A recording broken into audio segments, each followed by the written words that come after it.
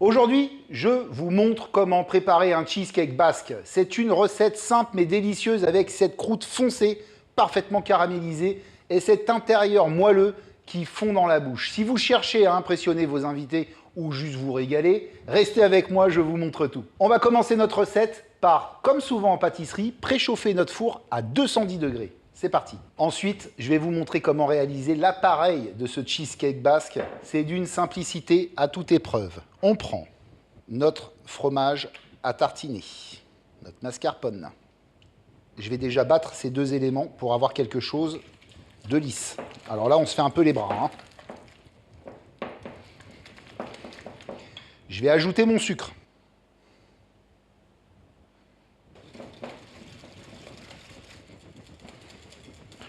Voilà.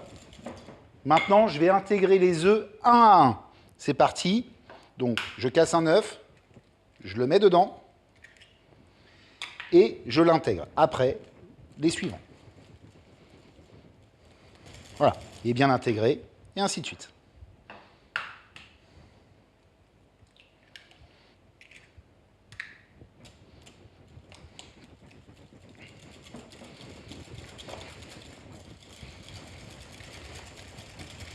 Je vais ajouter ma maïzena.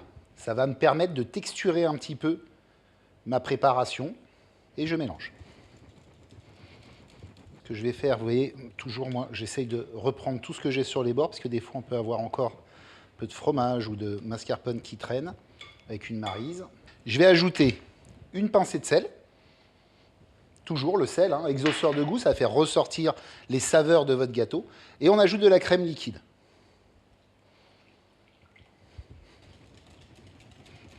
Je vais décaler mon saladier sur le bord et je vais utiliser de la vanille. Alors moi, je mets 2 gousses de vanille. Ça coûte un peu cher. Vous pouvez aussi mettre de l'extrait de vanille si vous voulez. Ça vous reviendra un peu moins cher. Notre gousse de vanille, ça vient d'une orchidée grimpante qui est originaire d'Amérique du Sud. Et à la base, c'est un petit colibri qui fécondait la plante. Maintenant, la vanille, c'est l'homme qui la féconde, sauf la vanille sauvage. Mais cette vanille sauvage, on ne la trouve qu'en Amérique du Sud, parce qu'il n'y a que là-bas que le petit colibri existe. Donc vous voyez, je gratte l'intérieur de ma gousse. Ça, c'est important. Et on n'en perd pas une goutte, c'est l'or noir. Je la mets dans mon récipient. 2 gousses, c'est ce qu'il faut. Ma vanille, bien évidemment, je ne vais pas l'acheter. Je peux la faire sécher au four. Et après, on peut faire plein de choses avec. Vous regardez, par exemple, on a une chantilly à la vanille cuite, qui est très très bonne. Et on utilise la vanille entière qu'on mixe. On mélange bien pour que la vanille se répartissent dans l'intégralité de notre préparation. Et là, on va préparer notre moule. Donc pour le moule, on prend un moule à charnière, c'est plutôt pratique. Si vous n'avez pas, vous prenez un moule à manquer, ça sera très bien. Et ce qu'on va faire, c'est qu'on va chemiser ce moule avec un papier sulfu. Donc on se prend un papier sulfu, on se taille un carré. Et pour que ce papier sulfu s'adapte bien à notre moule qui est rond, on va l'aider. Donc on va plier en deux notre feuille, comme ceci. On va replier en deux notre sulfu sur lui-même, ce qui fait que le centre est où j'ai mon doigt ici, là. Et le centre de ma feuille est ici. Et donc là, ensuite, je vais faire un petit cône, comme ceci, en partant toujours du centre de ma feuille. Voilà. D'accord? Donc le centre de ma feuille est là. Donc là, je vais me prendre à peu près l'épaisseur de mon bord en plus ici. D'accord? Et à l'aide d'un ciseau, je vais pouvoir tailler ma feuille. Donc je vais la tailler à peu près ici, en forme légèrement arrondie, comme ceci. Et si tout se passe bien, j'ai maintenant un rond que je vais pouvoir disposer dans mon moule comme ceci. Et on vient couler notre appareil au centre de notre gâteau. Voilà, et vous voyez, le sulfu va se caler tranquillement. Je vais venir bien racler, on ne va pas en perdre une goutte. Là, je vais taper légèrement mon gâteau, aider mon sulfu à certains endroits à bien partir sur le bord. Ce cheesecake, on va le lancer en cuisson à 210 degrés pendant 50 minutes. C'est parti. Allez, ça fait 50 minutes que mon cheesecake est au four. On va aller voir ce que ça donne. Ah, il a bien gonflé. Ça, c'est normal. Plaf.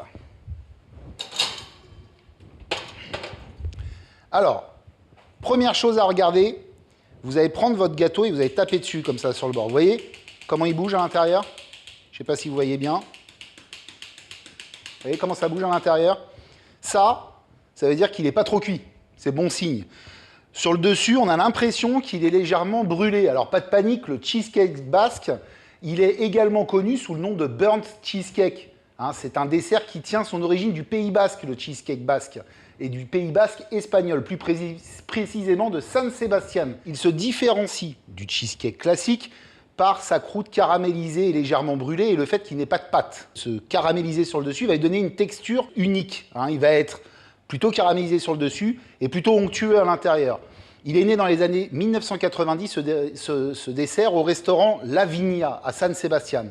Et il a rapidement conquis les palais du monde entier, parce que il est terriblement bon, hein. Il est léger, il est riche en bouche. Il peut être aussi accompagné de fruits frais ou de sauce pour ajouter une note de fraîcheur. Ce qui est sûr, c'est que là, votre cheesecake basque, une fois qu'il est sorti du four, on va le laisser refroidir tranquillement à l'extérieur.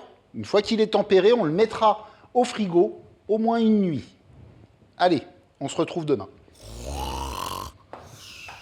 Après une bonne nuit de sommeil, eh bien, notre cheesecake basque est complètement froid. Il a reposé tranquillement. On va pouvoir le démouler. Donc le moule à charnière, l'avantage, c'est qu'on est sûr de ne pas abîmer notre gâteau. Paf, il s'ouvre tout seul. Il faut l'aider un petit peu. Et il vient. Voilà, là on est bien. On va pouvoir démouler notre gâteau. Donc on prend le sulfure, on peut lever. Hein, il a légèrement durci ce gâteau. Et on vient le poser comme ça. Superbe. Là, on est au top. On va décaler notre papier sulfure. On y va doucement parce que des fois, on a des petites rayures qui peuvent être encastrées dans le gâteau. Donc, le but, c'est pas de casser le gâteau. Superbe. Donc là, on est au top. Ce qu'on va faire, eh bien, c'est qu'on va se couper une jolie part, bien gourmande. Donc là, moi, celui-ci, hein, pour 8, il me paraît bien. Donc, je vais d'abord, une première fois, le couper en deux. Si vous ne voulez pas que votre gâteau ait des marques de crème sur le dessus, entre deux parts, on nettoie son couteau. Et là, je vais couper une petite part, comme ceci. Oh, c'est gourmand. Hein. Alors moi, je vais le présenter sur la tranche, ce gâteau. Je trouve ça joli. Mon cheesecake basque, moi, j'ai décidé de l'accompagner avec une petite confiture de cerise noire, hein, parce que c'est l'incontournable de la gastronomie basque, cette confiture de cerise noire. Elle est parfaite pour accompagner notre cheesecake. Sa saveur riche et légèrement acidulée va compléter à merveille l'onctuosité de notre cheesecake. Donc vraiment, on fait un dessert tout simple aujourd'hui. Hein, on sert ça simplement, comme si on était à la maison. On fait ça un samedi après-midi et on mange ça le dimanche midi avec les amis. On va pouvoir le goûter et je vais quand même vous montrer avec ma cuillère le côté hyper onctueux de ce gâteau. Et regardez, quand je passe dessus, là, cette petite crème là qui vient comme ça, avec le côté caramélisé sur le dessus, c'est superbe. On se prend un petit peu de confiture avec et on goûte. Incroyable. La texture est parfaite et la saveur délicieuse. Je suis content d'avoir ajouté ma petite confiture de cerise noire qui apporte exactement l'acidité attendue. C'est un délice. On est fou de cheesecake basque.